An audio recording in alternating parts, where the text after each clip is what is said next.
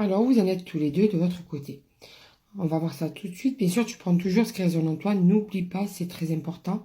Tu vois si ce message est bien pour toi. Alors, toi, en ce moment, comment tu te sens? Qu'est-ce que tu penses?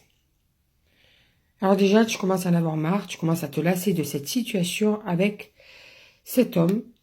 Pardon.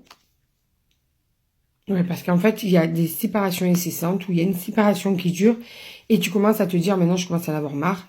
Est-ce que je passe à autre chose? Est-ce que je fais ma vie? Qu'est-ce qu'il veut? Je comprends pas. J'en ai assez de toujours essayer de comprendre pourquoi il fait ça. Et c'est vrai que ça commence à te taper sur le système. Tu commences à te lasser de tout ça. Ça commence vraiment même à te mettre dans des humeurs d'agressivité. Tu as même envie des fois de te lâcher en lui envoyant un message un petit peu énervé, même très énervé des fois. Et tu es aussi... En fait, tu es entre la colère et la peine. Parce que tu te dis, mais il m'aime vraiment, mais qu'est-ce qui se passe? Est-ce qu'il m'a manipulé sur les sentiments? Est-ce qu'il m'a manipulé tout au long de notre relation, tout au long des bons moments qu'on a passés ensemble? Tu réfléchis d'ailleurs tous ces moments, tu vois, tu te fais tu te visionnes tout ça.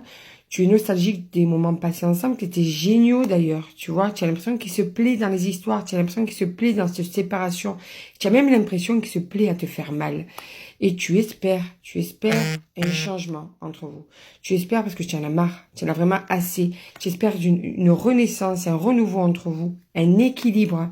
Tu espères que tout ça va être derrière vous à un moment donné, qu'il te recontacte et que ça va être pour du mieux, pas pour continuer comme ça, pour qu'il y ait une véritable communication entre vous et qu'il y ait enfin un amour éternel dans le sens où ça ne bouge plus, il n'y a plus d'histoire, plus de séparation. Et lui, qu'est-ce qu'il veut?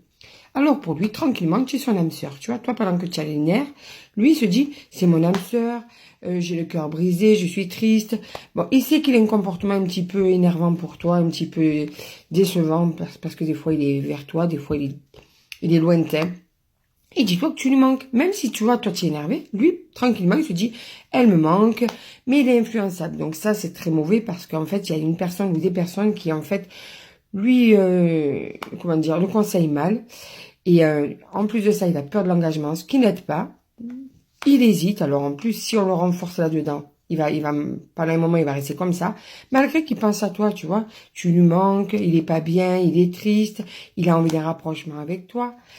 Et il t'aime. Mais tu vois, comme il est très mal conseillé et qu'en plus il est influençable, eh bien lui, tranquillement, malheureusement, toi, pendant que tu es dans tous tes états, lui se pose des questions tranquillement.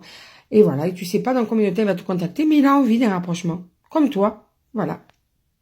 De quoi, j'avoue, être énervé de ton côté. Je peux comprendre totalement.